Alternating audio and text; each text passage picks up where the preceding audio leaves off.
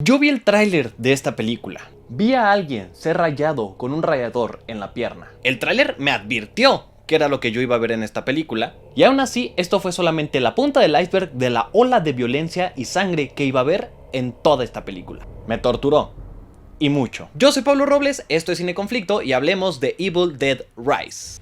En ella seguimos a Beth, su hermana Ellie y su familia, quienes se reencuentran después de muchos años, pero en medio de este reencuentro un terremoto desentierra el libro de los muertos, un libro maldito que tiene la habilidad de conectar con el más allá.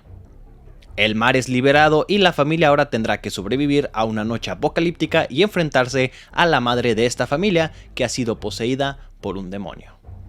Lo dije ya en TikTok y lo sostengo. Evil Dead Rise es lo mejor que se ha hecho con la franquicia para mí desde Evil Dead 2. Y es que a ver, no me malentiendan, a mí me gusta mucho el remake que hizo Fede Álvarez en 2013. Sin embargo, creo que Evil Dead Rise es superior incluso a ese remake, el cual digo no está mal, pero esta película... La primera película de Evil Dead fue la que impulsó la carrera de Sam Raimi y de Bruce Campbell como actor.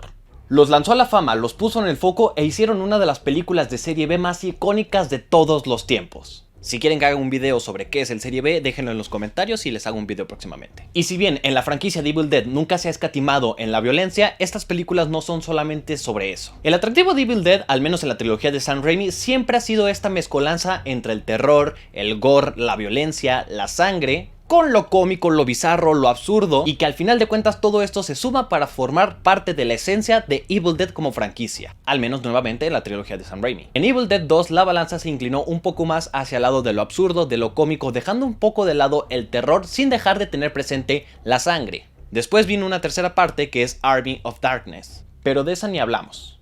Pero luego en 2013, ahora sí apareció Fede Álvarez, quien supo que en 2013 una película con estos tintes de humor bizarro con tintes de terror no iba a funcionar. Por ende decidió reinventar el estilo de Evil Dead y lo convirtió en algo más cercano al cine de terror contemporáneo que conocemos más o menos en nuestros días. Aún con toda la esencia de Evil Dead original, pero inclinando la balanza ahora un poco más hacia el terror, con una atmósfera mejor trabajada, más actual a los elementos narrativos del cine de terror contemporáneo, pero manteniendo la sangre por doquier, el gore y esa pequeña esencia que todavía estaba presente en las películas de los 80. Sobre todo por parte de la historia que sigue siendo exactamente igual a la película de los 80. Es muy claro que gracias a lo que se presentó en este remake, Evil Dead Rise tomó la forma que tomó. Y claro que el presupuesto de esta película es incomparable con el que habían tenido en 1980 o en 1987 o en la tercera o incluso en el 2013.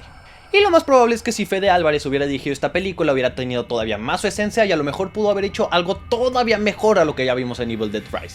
Pero ese no es el punto. Básicamente Evil Dead Rise lleva al extremo todo lo que ya vimos en el remake pasado y combina todo lo que vimos en las otras películas de Evil Dead. Personalmente yo no soy una persona que se sienta incómoda al momento de ver una película de terror, o de cualquier género o subgénero del terror, no importa. Y normalmente no generan en mí algo más allá de la tensión que se siente cuando estás viendo una película de terror, que es este momento donde hay silencio y te pones así. Pero aquí lograron hacer que me hundiera en el asiento entrecerrando los ojos para no ver lo que estaba a punto de suceder. Y es que es un terror manejado a la perfección, en donde las secuencias tienen la tensión suficiente para atraparnos y mantenernos al margen del susto, pero que no recurre únicamente a los screamers, sino que el susto viene acompañado con una explosión de sangre y violencia verdaderamente repugnante. Que de hecho yo creo que esa es la palabra con la que definiría esta película. Mis expectativas con esta película estaban ligadas a la idea de que esta vez no íbamos a regresar a la misma cabaña que ya hemos visto en otras películas, sino que íbamos a ir a un nuevo entorno. Desde el tráiler se veía que íbamos a tener un nuevo parque de juegos para tenernos entretenidos, donde los guionistas pudieran recurrir a lo que quisieran.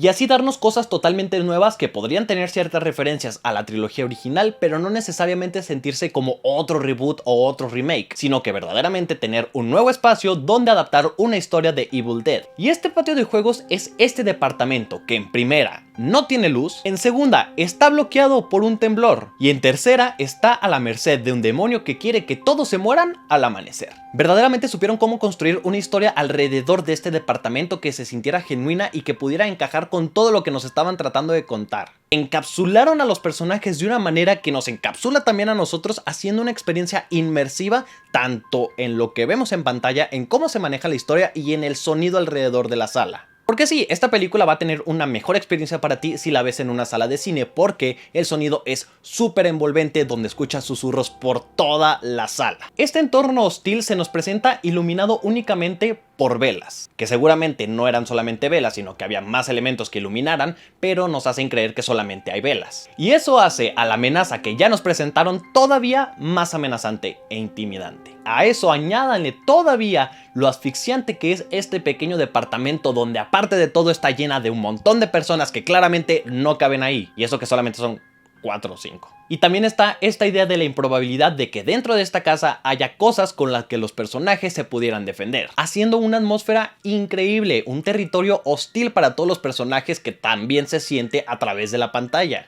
Y así como a mí no me incomoda cualquier cosa en una película, también es muy difícil que un personaje me imponga. Sin embargo, este personaje de aquí, su interpretación, su maquillaje y cómo encaja con todos los elementos alrededor de la construcción de tensión de la película, hicieron que cada que apareciera en pantalla yo me pusiera muy incómodo con esos ojos saltones y esa sonrisa súper alargada. De verdad es uno de los personajes de terror contemporáneo que más me han intimidado. Hasta la fecha todavía me salen clips en TikTok donde aparece 3 segundos y lo cambio automáticamente porque me da miedo. Y es que hay cosas en el cast que son simplemente increíbles. En primera, como ya lo mencioné, es este personaje de aquí que es interpretado por Alyssa Sutherland, pero también hay cosas en el cast que casi ya no se ven en el cine de terror actual, y son los niños. Bueno, en este caso son adolescentes, pero es lo mismo. Y no específicamente niños o adolescentes como tal, porque sí lo hemos visto en películas de terror contemporáneas, sino en cómo son parte de la historia. Porque últimamente o normalmente cuando se presenta ahora a los niños o adolescentes en la pantalla, no suelen ser una amenaza o no suelen estar amenazados simplemente por el hecho de ser niños o adolescentes, sino que o ellos son la amenaza o simplemente están ahí para saber que todo al final va a salir bien. Pero aquí es todo lo contrario, ya que más allá de sentirse como que todo va a estar bien, se siente como si todos estuvieran en el mismo nivel de peligro, ya que la amenaza es la misma para todos. Y eso es increíble de lograr, hacer que un ente tenga el mismo poder e infunda el mismo miedo para todos los personajes, haciendo que el terror que sienten los personajes no solamente quede en el protagonista, sino que cualquiera esté a la merced y saber que a cualquiera le puede pasar algo. Y hace que la fuerza antagonista se sienta como un ente que puede atacar sin piedad, no importa la edad, no importa quién sea. El cual hace que no se sienta tan cliché saber que hay personajes que a lo mejor no les pasa nada, pero aquí es parejo. Y así como hay villanos, también hay héroes. Llenar los zapatos de Bruce Campbell como Ash es imposible. Y los guionistas saben esto. Y por esto mismo, el personaje que da vida a Lily Sullivan, que en este caso es nuestra protagonista, está escrito de una manera en la que no se siente como un reemplazo de Ash. Ni siquiera está construido de la misma manera, no tienen el mismo arquetipo, son personajes totalmente diferentes. Se siente orgánico, propio y avanza por sí sola sin tener que intentar siquiera llenar los zapatos de Ash, dejando muy en claro que esta no es una película de Ash y que ella no es un reemplazo para Ash, no es la versión femenina de Ash. Y sí, hay una serie de referencias que aluden al personaje, pero no está intentando ser una copia. Y esto hace que se sienta como un personaje ajeno, pero que forma parte del mismo universo y que es como otra historia dentro de la historia que ya conocimos de Ash. Y es que respetan muy bien la historia original, donde a pesar de que ya sabemos cómo funcionan las cosas dentro del universo de Evil Dead, lo refrescan, lo hacen sentir actualizado, pero no hacen de lado lo que hace tan característica a esta franquicia, teniendo los elementos suficientes para que cualquier persona que nunca haya visto una película de Evil Dead pueda verla y entienda, y para que los que ya la conocemos podamos volver a verla y entender todavía un poco más. Incluso funciona brevemente como una historia de orígenes del libro de los muertos, e incluso nos plantean nuevos temas que podrían ser lo suficientemente interesantes para hacer un spin-off enfocado en eso. Pero nada de esto sería lo que es y hubiera causado lo que causó en mí si no fuera por la ola de sangre y muerte que se carga esta película. Y cuando digo que es una ola, lo digo literalmente. La violencia de esta película es una violencia que puedes sentir. Y no van a llegar y te van a apuñalar a media película. Pero no son vísceras saliendo de la película, no son desmembramientos. Son cosas que son tan realistas o has estado cerca de algo parecido que sientes que ya sabes cómo se siente ese tipo de dolor. Digo, yo nunca he tenido tan cerca de mi ojo una máquina de tatuajes y aún así sentía que iba a saber cómo se sentía si esa aguja llegaba a su ojo. Y es que además ninguna de todas estas secuencias de violencia se sienten falsas. Los efectos prácticos funcionan muy bien para realzar el realismo y el CGI solamente se usa para hacer que lo que se pudiera llegar a ver falso se viera un poquito mejor. No siento que haya un momento de CGI demasiado exagerado y eso le da muchísimo valor a la película como un producto hecho a mano, que se siente. Y hace una experiencia nuevamente más inmersiva, más sensorial, de las que casi ya no se producen en el cine de terror, u horror, o serie B, o como le quieran categorizar esta película. Y es que además de todo, la violencia evoluciona conforme la película va avanzando. Esta violencia, que empieza siendo muy realista y es muy fácil de percibir, poco a poco va perdiendo su realismo. Al mismo tiempo que la película poco a poco va cambiando de ser algo completamente de terror a algo un poquito más relajado. Pero esto lo hacen tan gradualmente que ni siquiera te enteras en qué momento se hizo este cambio de pasar de una atmósfera muy asfixiante a pasar a algo más de acción con terror. Porque incluso he escuchado muchos comentarios que dicen que el tercer acto se siente como algo de Silent Hill o algo como Resident Evil, donde tienes elementos de terror, pero al mismo tiempo tienes una historia o una situación muy atrapante que es asfixiante para quien lo está viendo o lo está viviendo. Y esto aporta muchísimo a que nada se sienta monótono, a que nada sea repetitivo, a pesar de que podrían haber caído en 1.000.000 de clichés, haciendo que para el tercer acto ya veamos cosas como una escopeta o veamos cosas que ya no son tan realistas como al inicio de la historia, pero que al mismo tiempo no son tan ridículas como para ya no sentir que son parte de la misma narrativa de la película.